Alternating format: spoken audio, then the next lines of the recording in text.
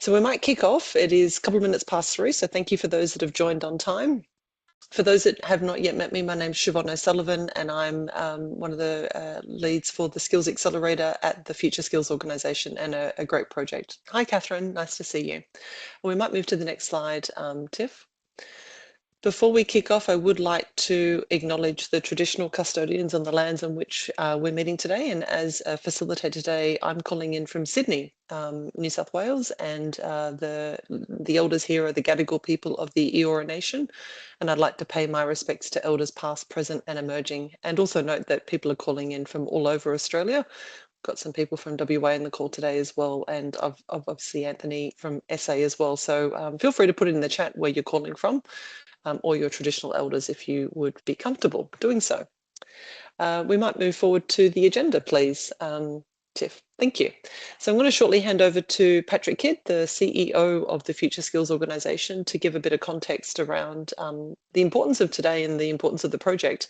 Then we'll be doing 3 throw the mic open to educators in the call, and also some wonderful vendors that have been working with them to solve some problems, that being some educational workflows and particularly helping education departments and teams to upskill in AI. And then as we get through the information, we'll be working with Tiff in relation to the reflections of year 1 of the Skills Accelerator, and more importantly, what is around the corner, what's happening at the end of this year and also moving into 2027. So that's what you've got in store. And then, of course, we have Tom from the FSO talking to us about the ICT training package as well. So that'll be valuable for all the educators in the room. And of course, as I've mentioned, we have time for Q&A. I'm going to now invite Patrick Kidd to say a few words. PK. Hi all, thanks Siobhan. Thanks everybody for taking the time to join this session. I was asked to just maybe reflect a little bit on sort of where we're at, where we started and where we're headed. And it is interesting, like amazing really, when you think about it in terms of literally, we started less than 12 months ago with literally 1 partner, and then we went to 12 when we launched this thing at the forum that we had last year, and now we sit at 1100 in terms of organizations and people who have decided to contribute their time to this process. And I think it's very much a sort of a recognition of the fact that, this is not anybody's thing. This is your thing. It's our thing. I think the role of the FSO here has been to try and orchestrate it and to bring it together. But really, the value of this is in the contributions that you have all made in differing forms over the last sort of X number of months. And the real purpose of this was around trying to bring a community of people together to share information, to help people move faster because they get connected. So the network is a really important idea of it. The idea of focusing around the AI opportunity is a really important part of it as well. And there's the absolute tacit recognition in all of this is the fact that there is no money. So whatever we're doing here, we're doing on the back of a shoestring, and we're just trying to help ourselves to move forwards. And so that principle is a really important one. It's obviously meeting a need because of the fact there are people who continually want to sort of reach out and be a part of it. And so that's a really important, successful sort of metric, I think, in terms of just how the community has grown. And I think the challenge now is as we move forwards, it's sort of like, how do we sort of like move it and continue to allow it to evolve so that it's absolutely about sharing information. It's about surfacing sort of best practice. It's about sharing best practice wherever we can. But ultimately, it's about how do we make sure that we are moving tacitly and in real terms into an environment whereby you're able to utilize this technology in a way that is safe, that builds trust and delivers outcomes. And so that's ultimately where we're trying to get to here, is to help everybody to rise. Because what we do know is that this technology, when properly applied, is a significant enabler. But there are a bunch of considerations that need to be taken into account, and it can't just be done in a loose way. It needs to be deliberate and it needs to be considered. And so really your experience collectively as you do this, as you get on that journey, as you share information and ideas, is absolutely fundamental in terms of making that happen. So what I really hope as we shift from year 1 into year 2 is that we really do get that sort of emphasis on the idea of actually delivering programs which deliver real results that lead to real outcomes that can be measured. And actually, when we talk about the value of this, we can talk about the value of this, because I think that's a really important part of the evolution of where this goes to. And what we do know when we think about AI skills at an individual or an organizational level, it's not about access to training, it's about how you apply this capability to the environments that you're in. That's what helps people to really make the most of the potential. So it's the application of this within your businesses, within yourselves, that will help you to realize potential. That's, I think, where we need to head to in year two. And we should be bold and ambitious about the numbers and the scale of that. Like, the vet community, the education training community is a massive part of our nation. And so the more that we have whereby people are using this capability, the better it's going to be. In the FSO, certainly we increasingly see that the accelerator is an excellent way to execute, because you are a community, you're interested, you're engaged. And so as we start to think about how do we get things out there, how do we get things picked up and used, I think the accelerator is a really good model for that. And so as we move forwards, yes, there's a bit about AI, but actually the accelerator could be other things as well. So for us, it's very much around trying to get things out there to the right people who are going to be able to pick things up and make them work. So just to thank you for your time, energy, engagement. Looking forward to this conversation. Congratulations to the FSO team, Siobhan and Tiffany and Tanya, who really sort of drive this thing. But it's from a very small thing, it's intriguing to see how this has grown. So looking forward to the next bit and the next year. Thanks, PK, and thank you to your leadership as well. It is appreciated. We're going to roll into the next slide, if you don't mind, Tiff, and we're going to invite some discussion around the recent case studies. So for those that are maybe newer to the Skills Accelerator, case studies or, I suppose, sprint projects evolve out of our ideation sessions where vet or RTO educators share what is a challenge. And then we have a vendor, consultant, or solution partner in the room that says, I think I can solve that for you. And then they're challenged to stand that solution up as an MVP in 90 days. So what is the problem? How are we solving it? Test it, evaluate it, and that becomes a case study. So I'm going to ask Craig Simon from Rockmouse to come off mic. Craig, perhaps tell us about your approach to helping TAFE Gippsland solve for their curriculum design using AI. Yeah, thanks, Siobhan. It was a great project. We worked pretty closely with the team, with a lot of their learning educators, their educator designers. Jules was able to lead that path for us. At first, we looked at the scope, and as with all things AI, it's really hard to tell how much of it you can get done in the time frame that we'd set ourselves. And we realized that we'd actually set ourselves probably too much to get done in the time frame. So we quickly had to de-scope some of the functionality. Some of again, with AI, it becomes it can become, I shouldn't say always does, but can become a difficult process when expectations are one thing and output is another. And so we worked pretty hard with the team and revised the output and the design. Basically, it was to kick off a project of helping all of the learning consultants and the learning designers build content quickly from existing documentation. So that was really where we aimed, and we just kept coming back to that. And because there was that North Star, that single goal, we just kept coming back to that, and working with Jules and the team kept us on track, and we kept working towards that one single thing, which was help the learning designers create better content. Awesome. I see that the solution in the slide in front of us talks to the idea of purpose-built for vet content development. How easily adopted is your tool for perhaps an RTO? Quite easy. There's basically, we've designed it in a way that is fairly open but closed. And I know that sounds quite ambiguous, but essentially we allow for a number of inputs. and those inputs can be whatever we want. We then train the model to take those inputs and provide an output. So the model is pretty generic, but it's very specific at the moment and very easily adaptable. Sorry.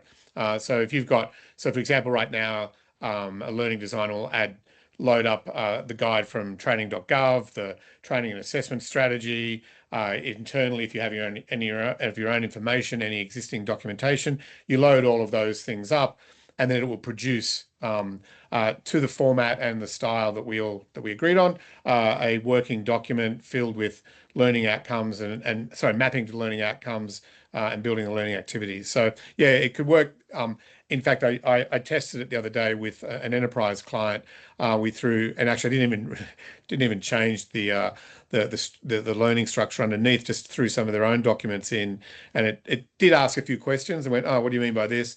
But it produced a piece of content that they looked at and went, yeah, actually that would have taken us days to build. So I think it is general purpose. Well, let's actually talk about the time efficiency, Craig. So you're talking about days to build something. What has been proven with Tate Gippsland in relation to the efficiency when it comes to traditional time element versus using the AI-powered curriculum design solution? Yeah, so I asked the team to give me documents that they knew how long it took to build as an output, and they were looking at 4 to 5 days for each of those learning plans. And then I told them to give me the same input that they had, and we did, and it took about less than an hour, I suppose, to build the content that they would have taken 4 or 5 days to build. Wow.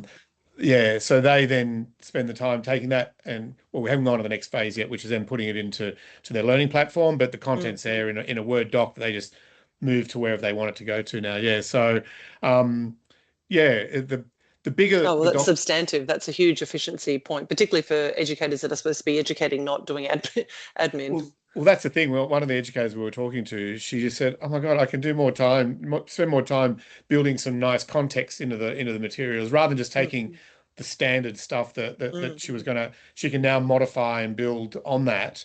One of the core things that we really and as a company, Rockmouse doesn't have any view different to this, that we have to have people all the way along in the loop, and I know that sounds cliched, and everyone says, oh, I've got to keep people in the loop. But in my experience, building learning outcomes and building learning plans, I haven't seen an agent or a tool that can do that efficiently in any sector, in schools, in universities, in TAFEs, in RTOs, in enterprise. I'm yet to see any tool that can build that without somebody sitting there, an instructional designer or a learning consultant or a teacher sitting there and going, no, that doesn't make any sense. I'm not going to do that.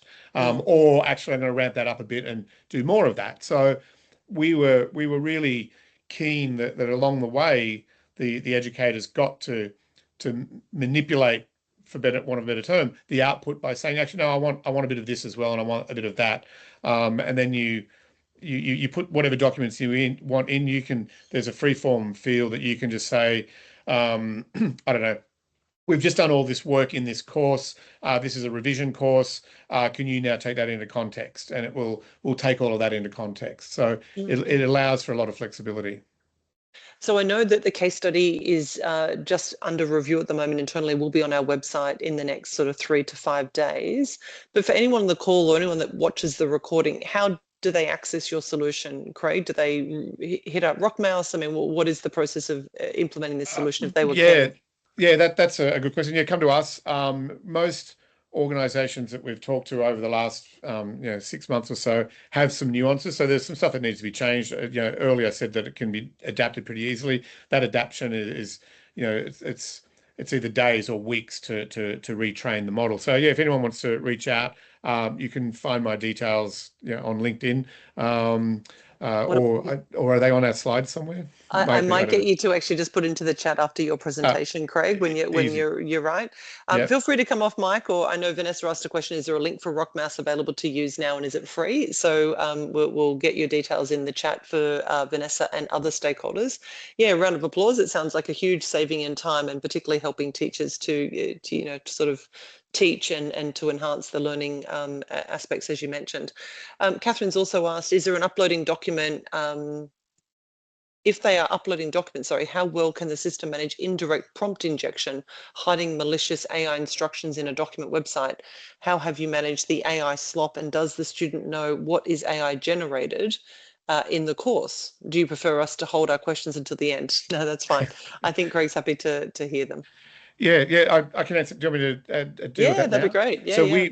we trained the model in this example to be very, very narrow. So the guardrails that we've put in place at the moment in all the testing hasn't produced any slop, which is nice. It's got a very human feel to it.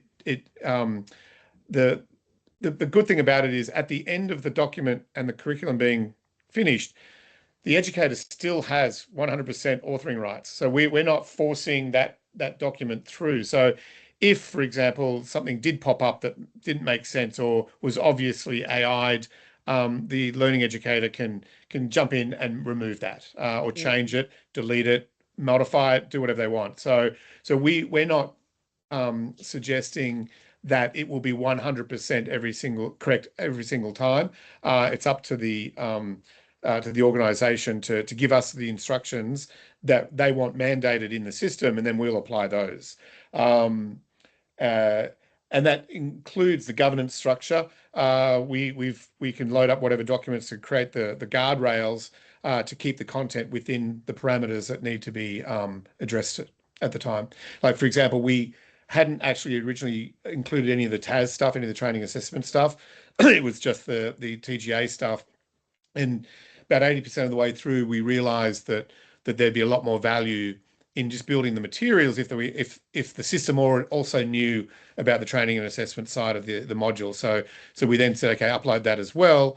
And then obviously there's nuances that each instructor or each learning designer might want to have that's a little bit different to the system. And so we have a final area where you can upload whatever you like, and it doesn't work on a prompt type basis. It works on a here's a document, read the document, understand the document, and then apply that knowledge to the course.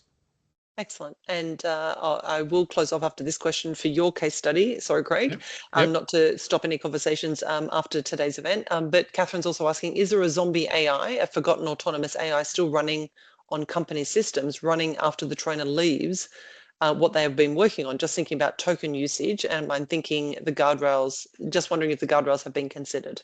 Yes. No, there's nothing running in the background afterwards. At the moment, it was an interesting technology shift. We started using ChatGPT, and we were failing in a lot of the outputs. It was the tokens were smashing out too quickly. We switched across to Claude, and that fixed our world basically. So you can so there's no zombie AI going on in the background. We don't have any persistency in the app, and that is an issue. One of the questions was, can you share content across to other things? We can, but in this version we're not, because we didn't want any persistency. We didn't want any information that was subject to privacy or anything else being held in the system. So it's used once to create the document, and then that's it. It's out. But we do have a system that we use for enterprise where you have a database in the back end, and there is some persistency, and it does have some memory, and people can share those things. But for this solution, as an MVP, it was non-persistent state, just straight through.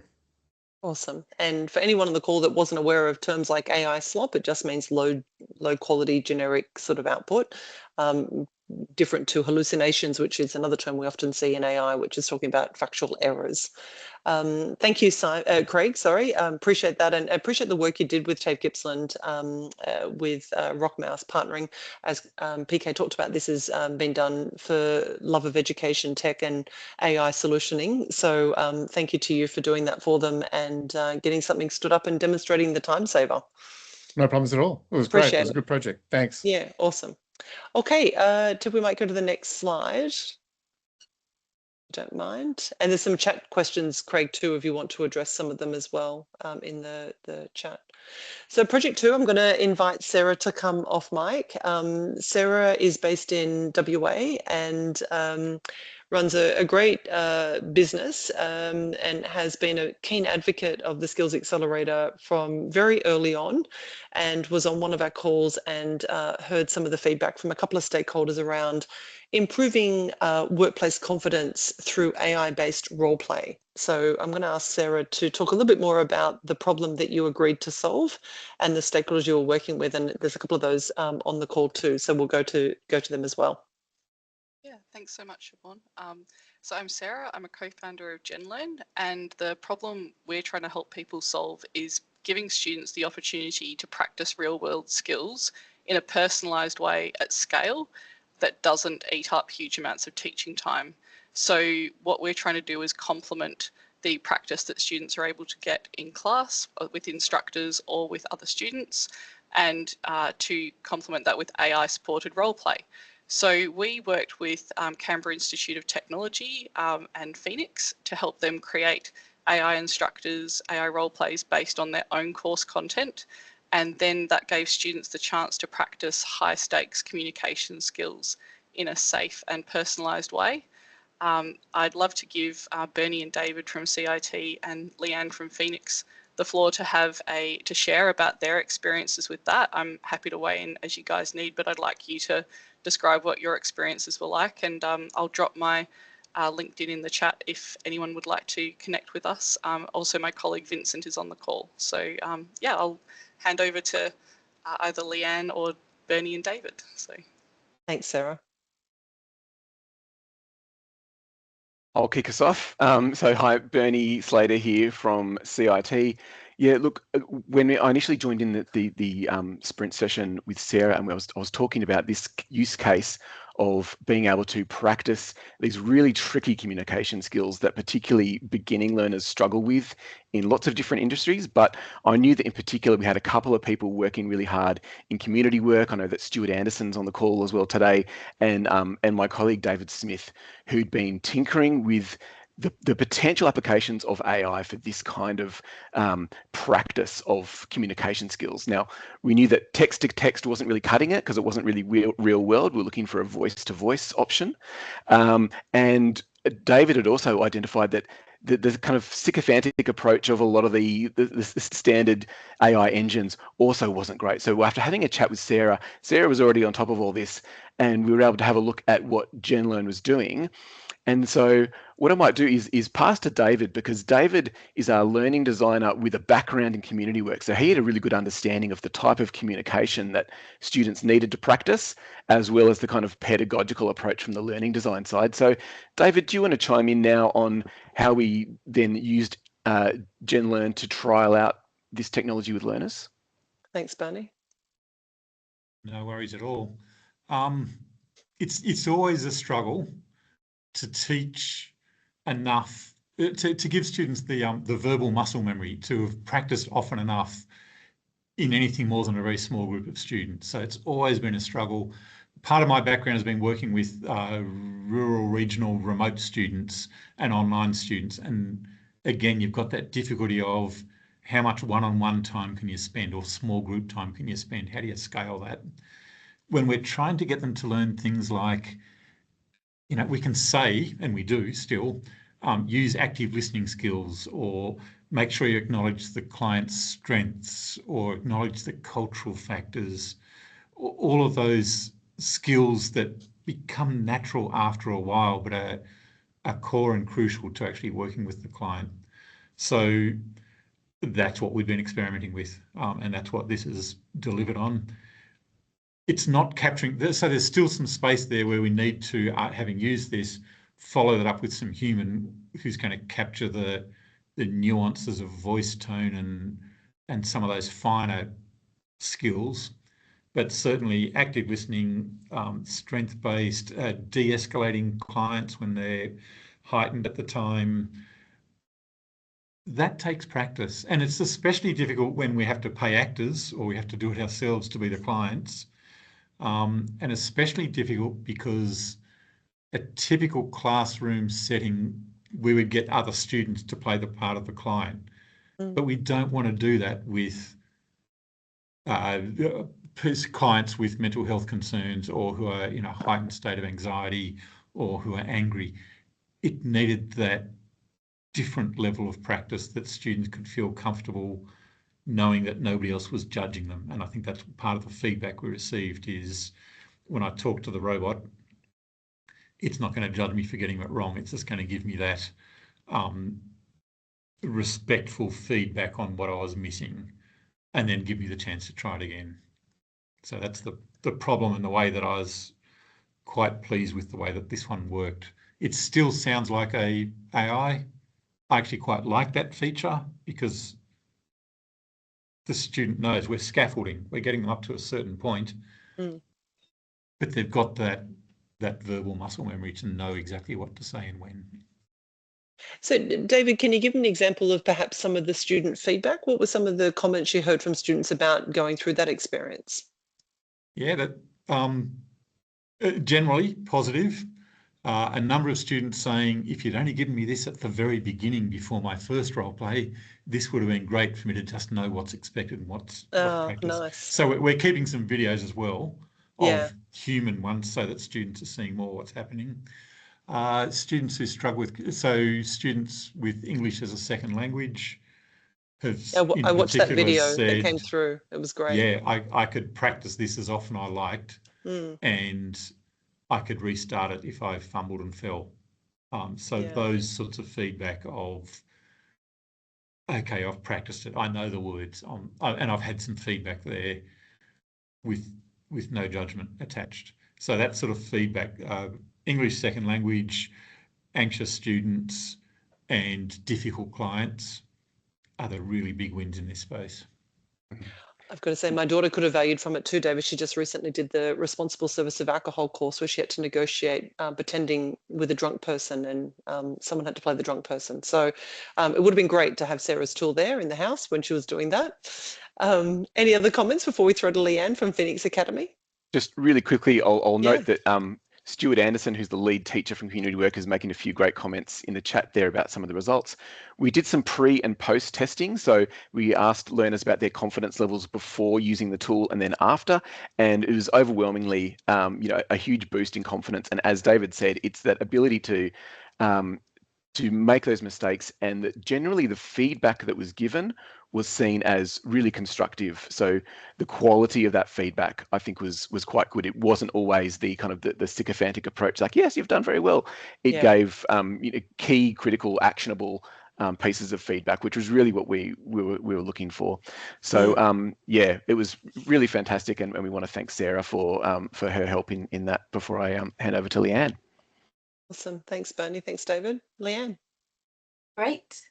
Look, I'll echo quite a few comments that David made with some of the positive outcomes. But yeah, we've had a great experience as well. At Phoenix Academy, we're quite a vast training provider. So we have a very broad cohort that we deal with from, we're CRICOS registered, so international students. David mentioned there, ESL backgrounds, CALD backgrounds, so culturally and linguistically diverse cohorts, domestic clients, ELICOS courses, vet courses, corporate trading. So we have a broad range of program, and we've been dabbling in AI for about a year, but we're just trying to find tools that we can utilize across our different products as well. So if we look at our organization, sort of what are our overarching challenges with AI, it was a fear of AI adoption. A lot of teachers and trainers feel, oh, is this going to take my job? And the answer to that is no. We're very focused on that human collaboration piece with AI. Ethical use of AI. So we know it's out there. We know it's being used. The students are using it anyway. If we can teach them how to use it productively and constructively rather than relying on it as a crutch to get them through assessments and assignments, if we can actually use tools like this that encourage use of AI in a constructive manner, that was one of our goals of jumping on this sprint. And also, I think what all organisations struggle with at the moment is time and budget restraints. And we found that these kind of projects really help tick a lot of those boxes. Something just probably to harp on what David said as well, that it's just that safe space to practice, and especially dealing with ESL and CALD students. They need that opportunity. And, when you've got set timetables and, they're powering through units of competency to get a qualification in a particular time frame, regardless of how many teacher and trainer hours you provide, that the student can't always access that at that time. They've got other things happening in their life as well. And just some of the great feedback we had was same thing. We tested confidence levels previously prior to using the AI as well as after. Massive uptake in confidence building. So good. One thing that was really good that came out of our feedback as well is that someone mentioned, well, the role play caliber depends on the other people in the role play. 100%. So if you're in a class, with linguistically diverse or neurodiverse cohorts, you're basing, your responses and your experiences based on the input that they're giving as well. Whereas here it really leveled the playing field, and you said, well, everyone's getting the same information, but the very contextualized, tailored, structured feedback that the AI tutor was giving was just really valuable for our clients. They were like, wow, it was so personalized. And when we talked to our trainers, I said, oh, how long would it take you to give that same level of feedback? And they said, are you kidding me? Times this by 5, times this by 10, times this by 20, because just to get through all the role plays, it can take, 2-3 sessions in class, which is taking away from valuable time of imparting knowledge. So the practice time, they could do it at home, they could do it at any time, they could do it when they feel comfortable, they could do it on the bus, they could do it, walking to school. So yeah, just the ability to practice, and David mentioned that it's that consolidation of learning, it's the revision that they weren't probably maximizing without tools such as this, that we really want to embrace, to say, this is how you maximize your learning, this is how you practice in a safe space. The levels of scenarios that it could output was fantastic, so that it really it flowed with the learner's capability, which is what we really enjoyed. So the more they were putting in, the more it was challenging them. If they weren't challenging the AI enough, it was sort of prompting them like, come on, you can do more, you can give more. And then giving that constructive feedback for practice. So really nailing their communication skills. So, I mean, I'm hearing, Leanne, your feedback around the teacher being so grateful for the deeper learning experience, and also the reduction on the impulse on their time about individual feedback, and obviously the collaboration with internal students for maximum benefit if students are not engaged or English is a second language. But I'm just thinking from a learner experience, in addition to those elements, that there's that sense of like, this course is actually really good. I feel like I'm really growing, I'm learning, I'm stretching, I'm flexing a muscle. Bernie, David, as well, thoughts on that? Did students sort of say, this is actually really good, I'm enjoying this class? Yeah.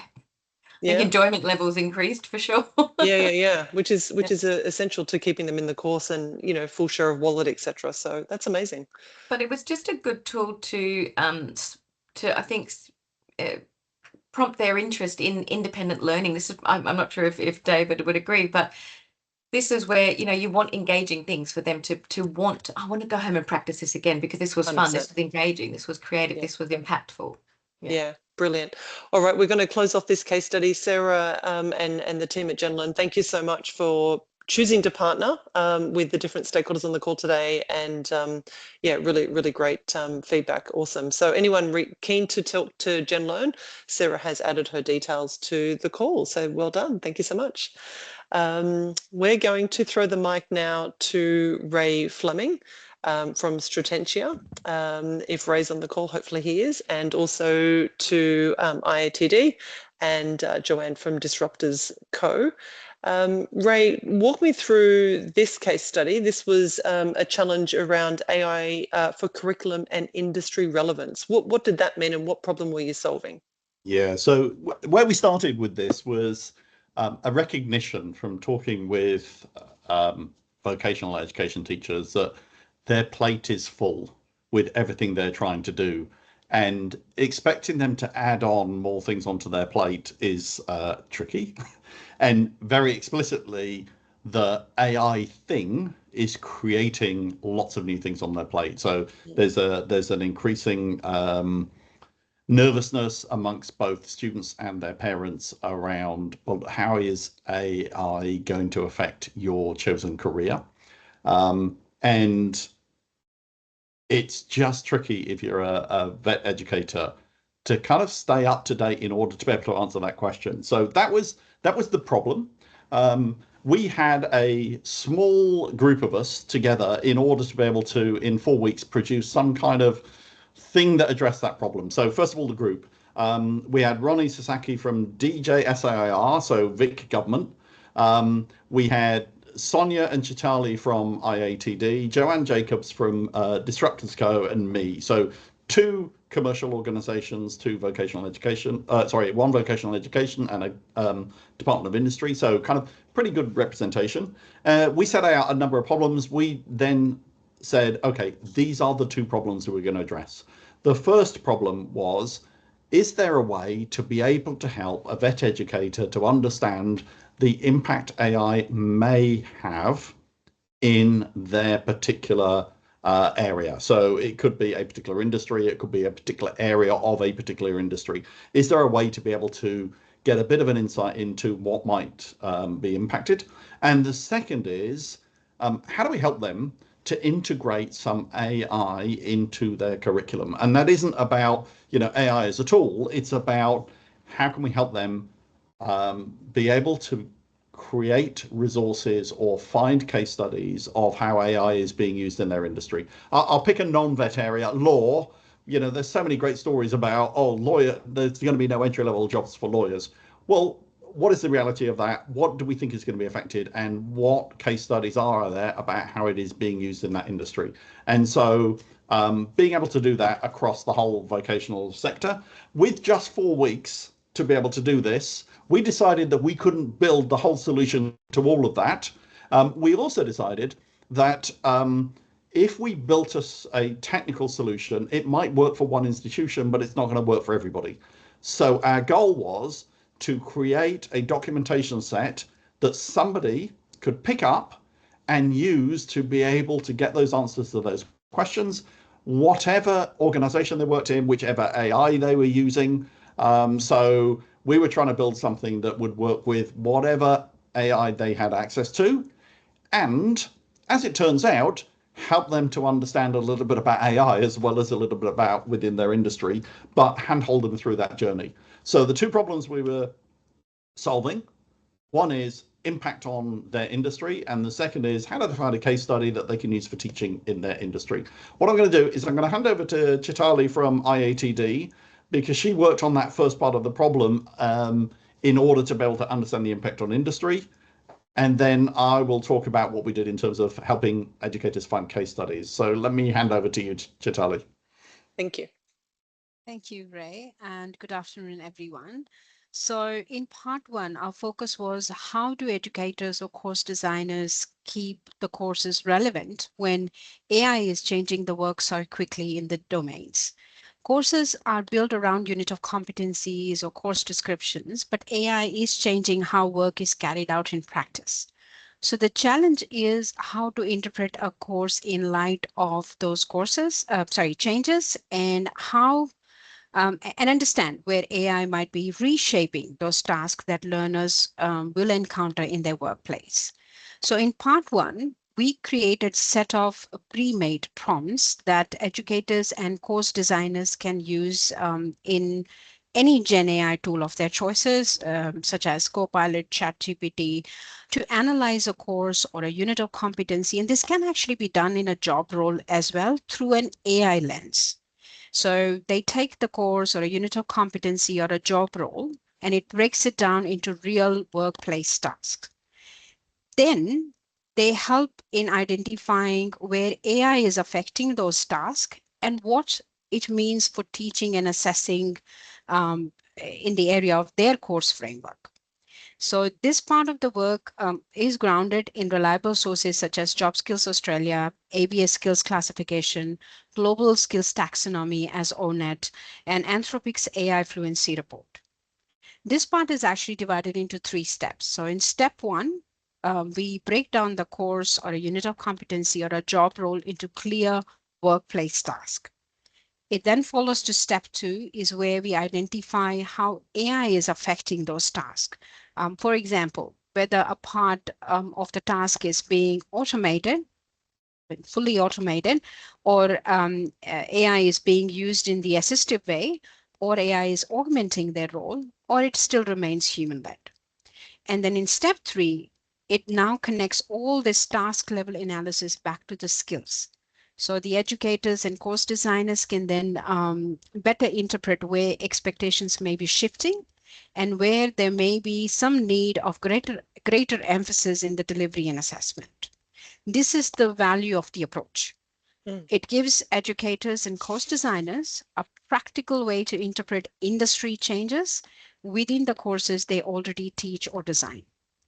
So rather than talking about AI in general way, they can see how their course connects to real workplace tasks, how those tasks are changing, what it means for them to teach and assess, and even capability uplift if they're unpacking a job role.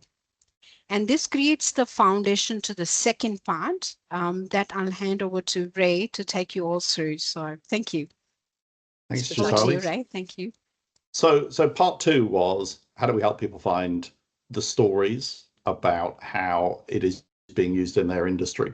So what we heard from people was they could go out and do a general web search for a case study of AI in hospitality, and they would get completely variable results. Now, there is a set of really good case studies published online, but most people don't know about them, and they change on a pretty dynamic way. So what we decided to do was create the instructions for people to go through the process themselves. So not give them the answer, but to give them the prompts to be able to go and do the work. There were 2 parts to it. One is the prompt that is the question of help me find a case study in this particular thing, and it allows you to say, you know, in this training package or in this particular area, or I'm teaching about, I don't know, fluid dynamics next Monday. Help me find a case study. The second part of it was being able to point to where those case studies are. So there are a couple of really good sources with hundreds of case studies. And then there are some other specialist sites. And so the prompts we've given them give them those sites in order to be able to point their AI at it.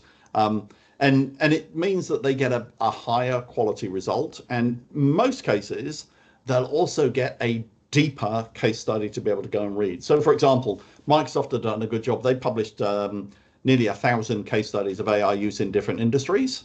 But looking at that list of 1,000 and finding the one that works for your teaching, your industry, what you're teaching this week is really tricky. So using AI to be able to do that, and then there's a detailed case study that's available. Now, what we didn't do was go on to the next stage of saying, oh, well, wouldn't it be great if it produced a teaching resource out of that? We felt it was good enough to get people to the point of being able to identify those case studies and learning a little bit from the process that we are teaching them. So the output from the project is a document that walks people through the steps of being able to do those stages. We produced it very quickly. We tested it on lots of the different AI systems so that we knew it didn't just work with one. And then we asked some people to test it. So what I'm going to do is maybe if I hand over to Rhonni. Rhonni, you collated some of that research. So perhaps for everybody's benefit, you can just talk about some of the feedback we got. Great, thanks, Ray. Yeah, sure. And so, yeah, this was really important in building our prototype and checking the sense checking that it would work for others. And we had testers that were quite diverse. So we had teachers, we had, because I was working in government, we had staff leading skills programs or supporting various sectors, and including the education sector in government. So we had multiple testers really reporting that they gained, actually just through us asking them to test the procedure, they got a greater understanding of actually how to use AI tools more effectively as a direct result of working through those prompts. And that was really unintended, but a really significant sort of learning outcome. We also got feedback from testers without a teaching background that they were able to really engage meaningfully with the toolkit, and felt that it was quite accessible to sort of, broader vet sector professionals beyond the classroom. And one of the other things that we got from our feedback was that the toolkit, because we've given them these credible sources to go away to, it prompted them to consider about, they were already starting to think about those practical extensions that they could make by including, you know, how the outputs could be used for different types of purposes. And also, you know, as I mentioned, like including other sort of credible sources. So, for example, you know, okay, a vet instructor, teacher picks up this resource, runs the process, gets an output that says, here's a really great GIAS activity for your cohort or for your particular learning outcomes.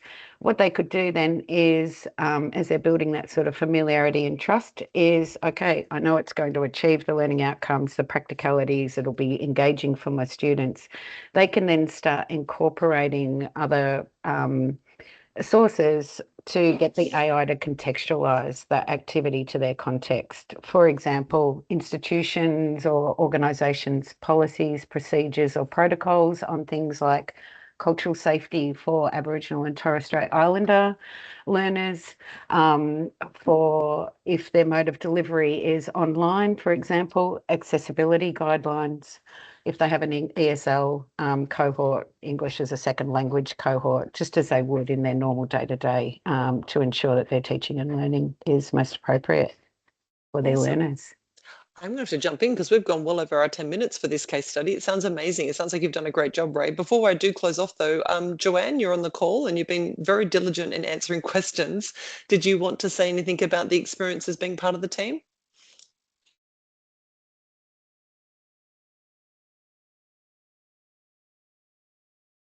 No. Okay, all good. Maybe you can come off mic when it's suitable. Maybe you're in a... Sorry, I'm on mic now. This is an area that's changing so quickly that ultimately, if we don't actually have case studies, many educators. So one of the questions that came in was, you know, does this mean teachers have to go and do their research in their own time? The whole point of putting the case studies together is to actually allow people to have access to case studies to be able to use in whatever line of work you happen to be working in. So I think that's really the key output. Awesome. Thanks, Joanne. Appreciate that. And thank you for being so diligent on the Q&A as well. Thanks, Ray, for being a participant and helping the educators in your project team, your sprint project, to get a better outcome. And those case studies and solutions will be available on the Skills Accelerator website in the next sort of 3 to 5 days. So well done. I'm going to throw the mic now to my colleague, Tiff McHugh, to talk about the year in review for the Skills Accelerator. Thank you. Thanks, Siobhan. Hello, everyone. Good afternoon. I'm Tiff McHugh. Lovely to see some repeat friendly faces on these webinars and sprints. We see some of our folks turn up time and time again. So I just want to say a big thank you to you and a huge thank you to those who participated in the pilots that we've just covered. It's really so heartening to see a concept that was just really a concept on a piece of paper almost a year ago come to life so vividly and see outcomes actually happening right now in real time. So I know the team shares that sentiment. So I'm wanting to share with you some of the things that we've seen in just under a year of life in the Skills Accelerator. I want to feed back what we hear from you. So this is really not about us patting ourselves on the back, but this is to really hold a mirror up and show you what you're showing us and what we're seeing happening in the sector and what we think we can do about it and really what to expect from us next. We've certainly set our sights fairly broadly moving forward, but as you well know, we started from a fairly tight and modest focus to uplift vet workforce skills in AI, and allow me to show you through how that's manifested in just the last 9 months.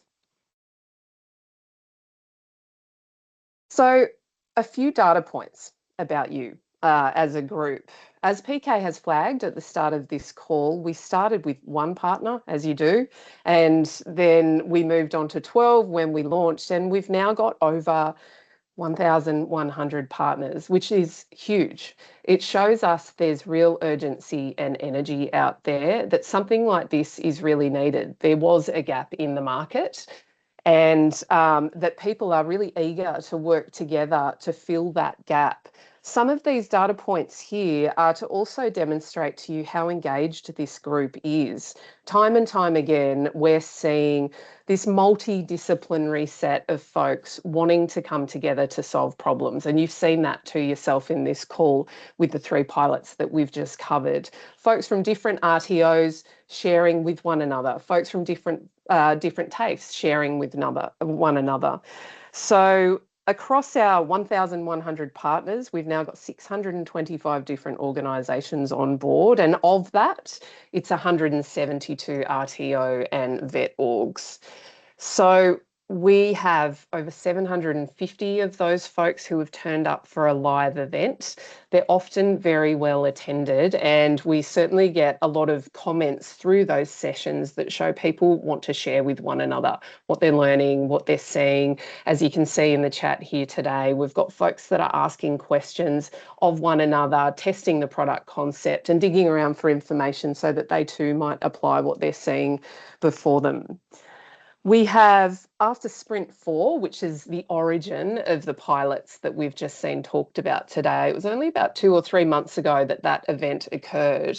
And from that one event, we ignited $1.2 million worth of in-kind support from our tech solution providers, which demonstrates a huge generosity of spirit across the community.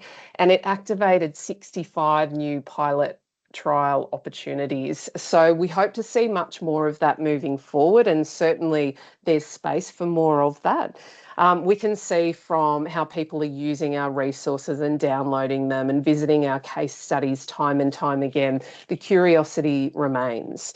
We definitely expected and have seen that those who join the program are at really varied stages of their AI maturity. So if we were to consider that across, say, a 5-phase maturity curve, we expected to see most folks sitting at the early stages, but actually now it's starting to pepper across that curve. We've got the fast movers and early adopters who are really leading the pack and helping raise the rest of the group's skill set up by sharing what they've done before. And we see that in examples like the BKI playbook or our AI adoption starter kit, which is an ever popular set of resources that, in fact, Ray has worked on with a bunch of collaborators straight out of the gates in Sprint 1.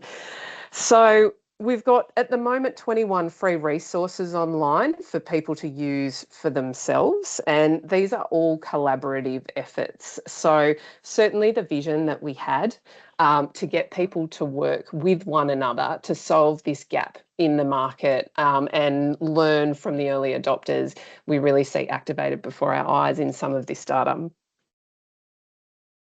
So what have we learnt in just a year? Well, we've learnt a bunch of different things, and there's been surprises along the way.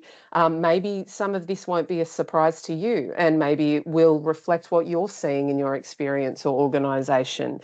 But the gap appeared to us to be organisational adoption and enablement at the start of AI upskilling. So we set out to sort of attack the problem of AI upskilling, but didn't quite appreciate that the prerequisite for that was good, safe, responsible oversight, often starting with the exec and with the leaders who need to consider this a strategic imperative, not a tech team problem. And from there, the safe adoption must begin. And from there, good upskilling programs can then commence and ignite. So we noticed right away that individuals had been adopting AI in their own sort of shadow ways for a bunch of years, but organisations were timid around that. So in terms of building confidence, it really has been effective to see people just bite off a small piece rather than a huge at-scale rollout plan for their organisation. By just doing one small step forward, they build the confidence to start putting AI through their processes a bit more holistically.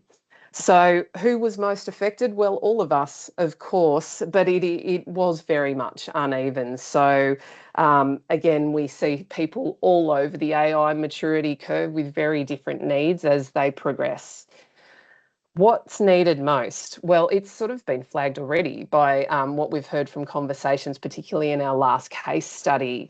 Awareness alone and theory alone with AI, upskilling and knowledge was not enough. We started this program already seeing an abundance of resources out there about foundational AI training. There's no shortage of it. What was missing was the context layer. People came into Sprint saying, yes, this is fine, but how does it apply to me and my classroom or my role as a marketer or my role as an administrator? And it was the context that made it stick. And we've just heard it, where teachers are needing to apply that context in the classroom to help prepare their learners for the workforce ahead of them. So context is king, is something that we discovered. And so we also discovered, lastly, where it starts and how it scales is through small experimentation and just taking that one modest step forward in terms of, confidence, then capability.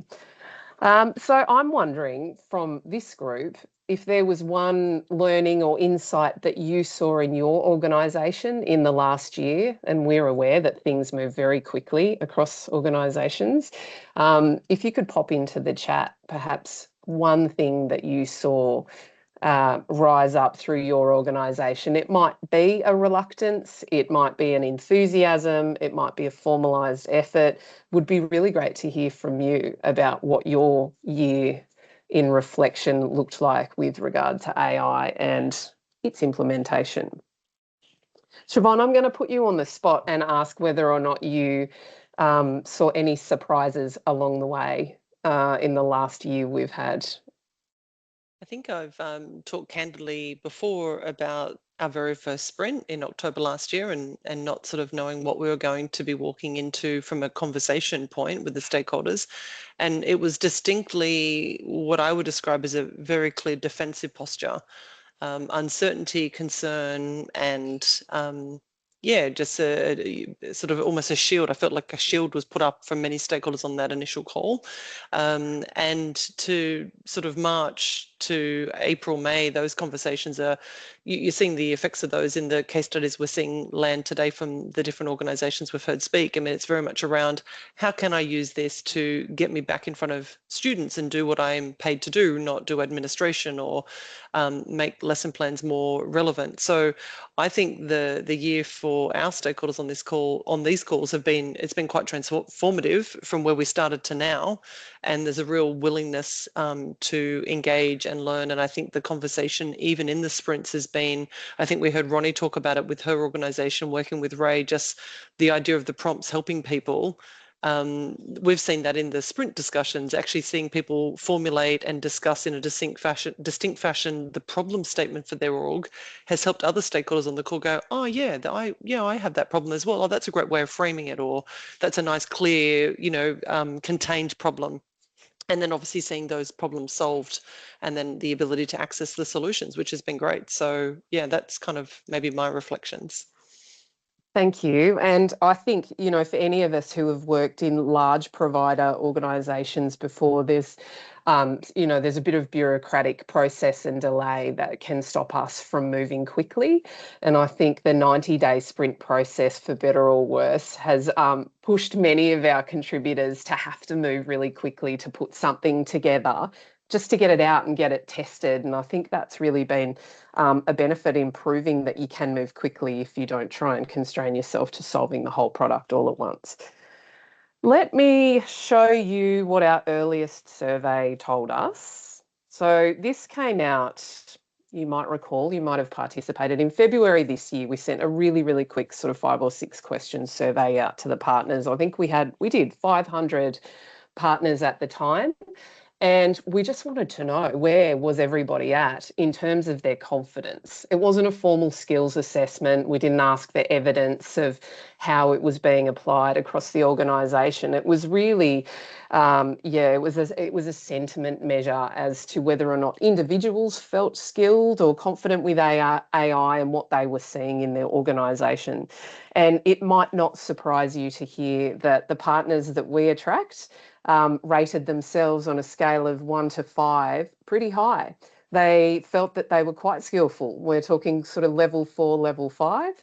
But when we asked them to rate how confident they felt their organisations were in terms of rolling AI out comprehensively and upskilling programs that sit inside that, we found that it was still very early on in the piece. So we made some assumptions based on that the program was attracting the early adopters and the enthusiasts, those that wanted to really ignite change inside their organisation, if only they had the right tools to do it, if only they could demonstrate it quite quickly without using some sort of broad and perhaps abstract productivity or efficiency measure. So we actually asked the question, what do you need to do that? And of course, as you'd expect with a skills program, we were told that skills and capability development is key, but there was a huge focus on practical move now tools templates. How can we just go quickly?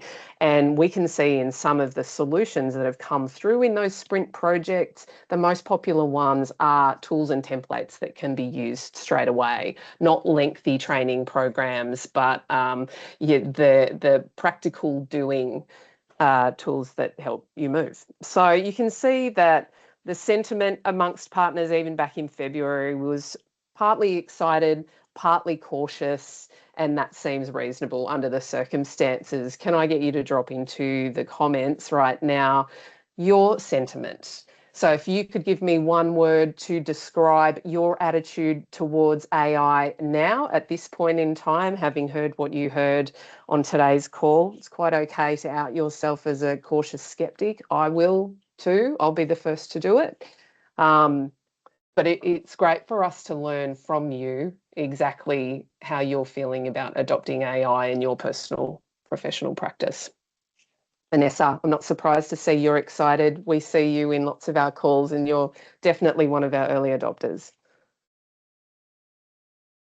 So some of the feedback that we got in our surveys echoes a lot of these earlier points. Interestingly, there appeared to be a gap between foundation level training and the intermediate application of skills. There were people that had done the learning in terms of how to remain safe, how to understand bias, how to keep the human in the loop, these foundation level concepts, but people were really wanting to know how to use the tool better. They'd read the safety instructions. Now they wanted to make their own masterpiece, if you will. There were comments around leadership and lacking buy-in or lacking organised effort. And we also see an appetite, again, in this lower corner here for looking for practical and sector-specific tooling. And we can see that in the solutions today. And in the last category, where we're hearing comments from people that are wanting that early adoption framework and guidelines that sits in that enablement part that's the precursor for AI upskilling. So now we've got a bigger cohort to chat with. In July, we will be sending out another survey, and this one will be a little bigger and it will run a little deeper.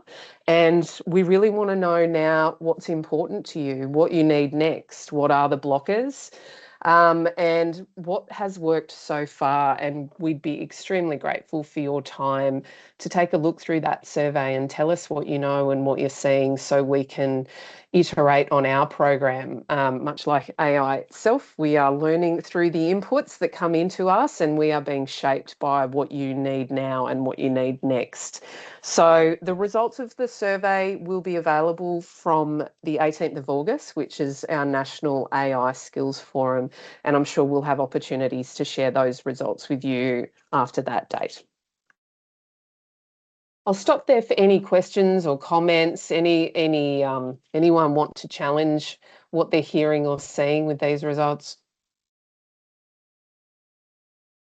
Okay, great. Now let's get to the exciting part, which is what's next. And I'll move through it quite quickly. I'm aware that we've also got time with Tom to talk about the ICT training package scoping. So here we go. What's coming next for Accelerator 2.0?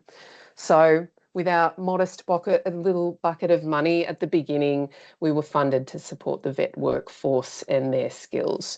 Now we would like to support anybody, anywhere that's doing upskilling for anybody. So that could include learning and development teams inside organisations, chief learning officers. It might be team leaders that just independently want to help their team members use AI appropriately. It's, of course, the education and training system. It is anybody that wants that AI skilling journey, and we can very much use the insights and information and even some of the tools that we've developed in our first year to broaden that scope. So when we think about the national AI ecosystem, which is forming around us at this very moment, there are a few key component parts that will all work in harmony with one another. So the commitment at the beginning we see as coming from the National AI Plan. We were quite humbled but excited to be named in the National AI Plan as one of the many mechanisms that should harmonise to enable change across the national workforce.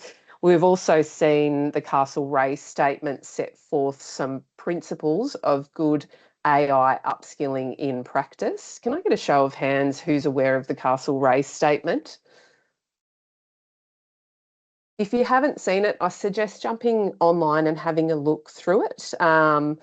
It's definitely an interesting read, and it seeks to unify the education and training system across some quality principles of AI use. So from the commitment, we need to understand the problem space. Craig, did you want to make a comment, or was that a hands up, I've read it? Craig? Sorry, it was a hands up, I read it. Okay, good-o. So we want to move on to understand the problem space, and we do that through the National AI Skills Report. The first one of those has just been sent to Minister Giles. It was created by Future Skills, and that tells us the status of AI maturity across the workforce. That report will occur twice yearly, and it will be a wonderful way for us to measure skills uplift over time. So it gives us some clues, and from what we understand of that report, what exists inside that, we also see inside the accelerator. We have guidelines now to work with to ensure that we are all on the same page and responding to the same skills standards. So, of course, the National AI Centre has its safety guidelines, but we also see the standards, the skills standards being set out through the AI generalist units of competency. So that work is underway right now and being trialled with a view to be out in the public domain by the end of this year. So as educators, you too can adopt those units inside any professional qualification. You can add it to your own skill set, and industry can use this same set of skills standards to align their learning and development initiatives too. And in this way, we're all speaking that same common language about what good AI use looks like. So then we have the community of practice, the first eager folks who are willing to step forward and experiment and try some things so we can learn from one another. Not everything will work out perfectly, and that is okay in this experimentation space. And we hope to maintain that sentiment as we move forward. It's okay to go out and try having never done it before and not having all the answers. And then finally, we've got the AI Centres of Excellence that have now been established, and we've got the AI CRC, a research collective that will feed through over the next 3 years what's happening out there in terms of AI infrastructure that supports industry. So collectively, this system, we hope, will work together to uplift AI skills across the workforce. So the Skills Accelerator over the next year has 4 key areas of focus. We've got AI in industry, and this is where we make sure that industry is telling the educators and the education system what's happening out there and how their industry is changing, how hiring is changing, how firing is changing. The next category is our big pilots and collaborations. This is our group of doers, people who are really ready to commit, running big projects that prove out AI upskilling at scale. We've got the next two categories are really those folks who enable real change when it comes to AI in organisations. We've got the leaders category, so that's your executives, your leaders and your managers, and ensuring they have the information and training they need to ignite and sustain programs. And then we've got our best friends and folks in the room right now, which is the upskillers, the vet workforce, those in higher ed, K-12 and beyond. So these will be our focuses for the year ahead. And specifically, we want to quickly take you through how AI in industry looks. Hands up who's been to an AI in practice webinar. Thanks, Leanne. Yes, they're super popular. In fact, so much so, thank you, Catherine. Thank you, Joanne. They've proven so popular that we will continue to run them, except now we must make them more and more focused. We've got a good problem of having so many folks that we need to start driving more focused conversations. And as we've mentioned a few times on this call, foundation information isn't enough, context is king. So we will embark upon applying that context through our AI in Practice series.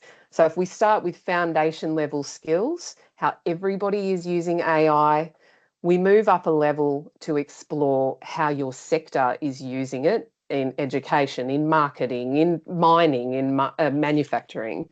And then we can go that final level, which is how it applies to you as an individual inside that organisation.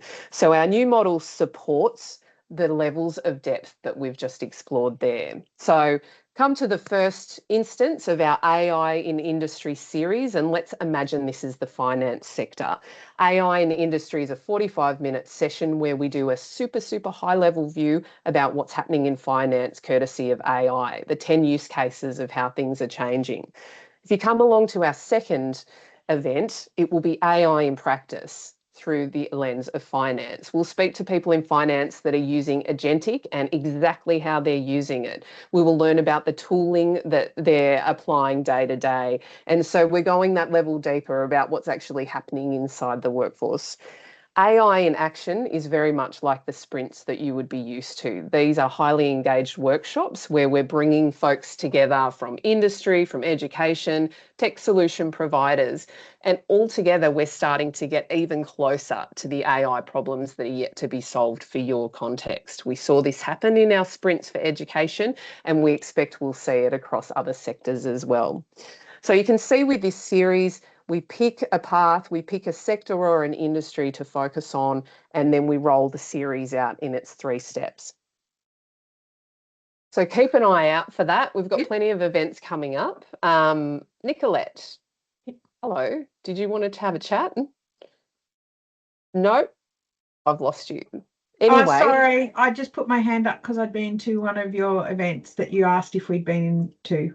Oh, AI in wonderful. Practice. Yeah. Yep. Sorry. Thank you. No, all good. You're welcome. So thank you very much for all of your engagement over the last year from our whole team and from FSO. We do very much appreciate your contributions and we exist because of it. We would love to sustain that conversation with you. And as we start to explore different corners of different industries, your opinion as educators matters ever more. So I'll now pass on over to Tom to invite you to join our ICT training package scoping. Thank you. Thanks, Tiff. Good afternoon, everyone. As Tiff mentioned, so my name's Tom and I'm a project lead at FSO. And I'm just going to spend a bit of time today giving you a brief overview of what we're doing at FSO to update the ICT training package and different ways that you can get involved, and would love to have you all involved in some way, shape or form. So for anyone who isn't already across it, the ICT training package is essentially the suite of specialist ICT training products used by around 1,500 RTOs nationally that is used to deliver specialist ICT training for learners and employers. We have 3 projects going on at the moment, which will collectively all update the ICT training package together. And this includes the broad ICT training package update project. And then also 2 other distinct projects we've carved out for specialist AI and specialist cybersecurity skills. as we've identified there's a critical skills shortage in both of these areas. And it's also where we've identified there are currently significant gaps in the existing training package and associated training products. So what do we want to achieve out of audio's breaking up a bit? Sorry, Catherine. I'll try and keep that a bit clearer. So what do we want to achieve with the revised ICT training package? So we want to address critical skills gaps and urgent industry demand for specialist technology skills, noting we're looking at specialists rather than the generalist everyday technology skills. We want to provide clear pathways into technology careers that align with both industry, learner and RTO needs. We aim to address tertiary harmonisation and ensure there's coherency between vet and higher education pathways. And we aim to support a flexible and stackable training delivery, including making sure the ICT training package is easy to navigate for career changes within ICT, experienced workers seeking to maybe specialise or upskill, as well as cross-sector professionals who may want to move into a career in ICT. So what's the current status of each of these projects? So all of these projects are training product development projects that need to adhere to the process that's set out in the training package organising framework, or the TPOF as we call it. And all three of these projects are currently in the scoping phase. So this means we're in the process of building out the architecture for what the future training package will look like. So we've performed analysis of what the current training package looks like, and we've used a range of data sources to essentially complete an initial draft of what the future ICT training package might look like. And now this needs input and validation, essentially before we move into the drafting phase and other subsequent phases like broader public and government consultation. If you just want to move to the next slide, Tiff. And this is where we want to get all of you involved. So we have consultations scheduled over the coming weeks, essentially in order to test and validate the draft ICT training package architecture that we've developed. And it's a 4-stage engagement process. So, and it's a very sort of, I suppose, flexible and agile approach we're going for. So you can be involved in whichever steps you believe your input would be most beneficial or is most needed.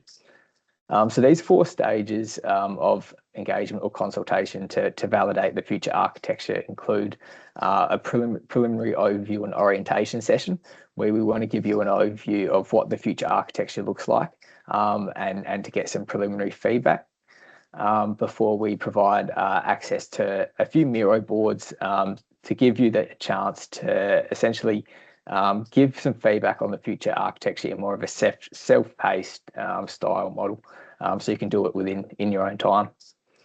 And after stage 2, we have stage 3 and 4, which are more optional sessions where we want to essentially do a bit more of a deep dive into one specific ICT domain. So there'll be a series of workshops for different ICT domains, as well as a pathways, access and equity session. So you will also see the dates that we've got earmarked for all of those sessions in the graphic we've got there. But essentially, if you'd like to get involved, and like I mentioned, we'd love all of you to get involved, because the more feedback we can get, the more robust sort of architecture we can build out before we move to subsequent phases. So we've got details to register on the FSO website under the ICT training package update project. So if you go into the documents section there, it has links to register to whichever sessions you'd like to register for, noting that we've got 2 sets of sessions. We've got sessions for educators, as well as another set of sessions for, we're calling it industry, which will include employers, subject matter experts, peak bodies, unions, not-for-profits, as well as government officials. So I don't want to take up too much more time, noting we're getting close to the end of the session, but essentially, if you have any questions, any queries, feel free to reach out to us at the email address at the bottom of this slide. Otherwise, yeah, we hope to see you all at the upcoming sessions in the next few weeks. Thanks, Tom. Appreciate you coming into today's sprint conversation to share the information on the ICT training package, particularly the consultation, which is valuable for people on the call. As we come into a close, I will leave this up on the screen. This is our next AI in Practice webinar, which we'll be hosting next week. Classic lunch and learn sort of set up for those that have never participated, and we'll be focusing on the impact of AI on the skills and workforce for people in technology and technology careers, and then some great examples of AI in the tech sector. It's done in about 40 minutes, so please use the QR code if you'd like. I'll now also open up to general Q&A about today before we go into the classic evaluation request. We always ask people to give us their thoughts and reviews after our meeting so we can continue to lift and improve. But any thoughts, any queries, any concerns, feel free to come off mic or just to add your comment into the chat. Yeah, I just think overall it's all looking really good. There's been lots of different sprints trying to solve lots of different problems, and I think now it's just time to start maximizing some of the tools that are trialed and tested and out there. And yeah, we're exploring other chats with GenLearn and a couple of potential build outs with Superhuman, and they've all been partners that we've well, especially Superhuman, we found them because of the sprint. We already knew of GenLearn, but yeah, excited to just be, I guess, introduced to more partners that can help our businesses. Awesome. Thanks, Leanne. Yeah, Leanne's based in WA and came to the Skills Accelerator probably about 4 months ago. And yeah, partnered with Sarah from GenLearn and the team there. So great to hear that feedback, Leanne, and very much encouraging others on the call. If you're looking to get started, if you're looking to do more, the website that we've created, we colloquially call it the shop front. Come along and have a look at what may suit your organization. And the reason we've asked for VET or RTO stakeholders to talk about their experiences is so that you can resonate with that and have your own customers telling you about their challenges and how they solve them. Any other comments or so Marcus said Superhuman will be speaking at EduTech next month for those who will be attending. Yep, so there's actually, just to clarify, Mark, as well, you've written Superhuman as in SUPER. They will be, and also the business I think Leanne's talking about is SUPAHUMAN, Superhuman, shall we say, if I can pronounce it slightly differently. So two very similar names. Catherine, thank you for your feedback. Appreciate that. Rhonni, you've got your hand up. You're so polite. You should just come off mic and talk like the rest of us. I just wanted to call out how fantastic the this initiative is, and I think you mentioned sometimes when I've been able to come along, I hear you say, go out and tell your networks, and I just can't speak more highly to the fact of, like, I was such a cautious adopter, and the ability just to come along, hear people talk, work in a project team with Ray, Chaitali, Joanne. I learned so much just by my engagement with that group that I think promoting it, I really would encourage others to tell everyone, this is like free professional learning that is really active and really informative and helps you move to action. So wow, I think we've got that's really nice, Rhonni, and I'd ask Tiff to quickly move to the survey slide to tell us how wonderful that is. So we can do the QR code and give us that feedback, Rhonni. That'd be brilliant. Or anything other, both positive and constructive. We're welcome to all of it. Tiff has done a great job of going through our aspirations for the next 12 months and looking forward to having you along on that journey. And really, our goal is to scale AI upskilling. So it's a pretty broad ambition, and we're excited about the opportunity, and we're confident we'll do it because of the partners that have joined and continue to join. So I will leave up the QR code. Any other comments or feedback? It would be great to hear it or answer it. As Rhonni said, tell your friends and family. Register today. We actually had Rhonni a QR code on here saying register to join, and we thought, well, everyone on the call will have already joined, so we took it off. We took it off, but I'm sure you can find us on the website and tell others about it. Great. The other thing for me as well, working with the team, the idea of the AI in industry, or the webinars we're doing next week, of course, on technology. If you have any great sectors that you think would benefit your educators, tutors, trainers, so to reflect, we've done marketing, we've done finance, we've done people, we've done leadership, and we're doing technology. So any other ideas, feel free to send them through on email, LinkedIn, in the chat now. Keen to hear what people want to hear from us, and we'll go out and find those presenters. We're having fun curating it ourselves, but happy to hear feedback as well if there's a particular area of focus. Excellent. Well, I'll let you gradually come off the call. Thanks for joining, and the webinar will be up on the website by next week, along with our case studies that we showcased today. I would like to do a special shout out to Craig from Rockmouse, of course. Thank you for Sprint Project 1, Sarah, Leanne, Bernie and David on Sprint Project 2, and Ray, Rhonni, Chaitali and Joanne for Sprint Project 3. Thank you for coming on off mic and yeah, showcasing all the great work you've been doing. Excellent. Thanks, guys. Feel free to pull off the call. Thank you. Thanks, everyone.